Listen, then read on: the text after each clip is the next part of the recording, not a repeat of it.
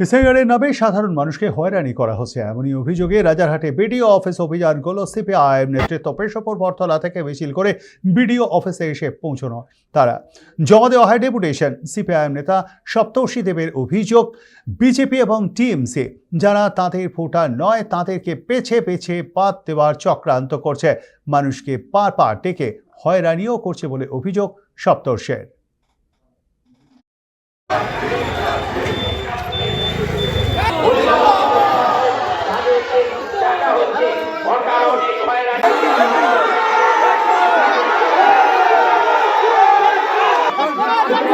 বলছি যে এসআইআর এর নামে এই যে হিয়ারিং চলছে লজিক্যাল ডিসক্রিপেন্সির নামে, এতে সাধারণ মানুষ খুব বিপদে পড়েছে এবং উদ্দেশ্য প্রণোদিত ভাবে যারা তৃণমূল এবং বিজেপির সঙ্গে যুক্ত নয় সেই রকম পরিবারের নাম বেছে বেছে ডাকা হচ্ছে।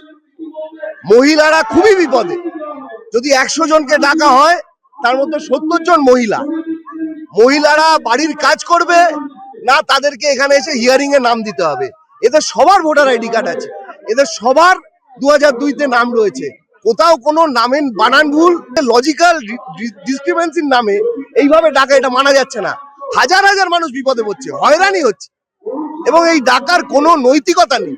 যে লজিক্যাল ডিসক্রিপেন্সির নামে যে ভোটারদের ডেকে হয়রানি করা হচ্ছে, এটা বন্ধ করা হোক এবং তৃণমূল আর বিজেপির চক্রান্ত যে তাদের বাইরে থাকা যে ভোটার সেই নাম বাদ দেবে, তাদেরকে হয়রানি করবে, এই চক্রান্তর বিরুদ্ধে আমরা আজকে এখানে এসেছি।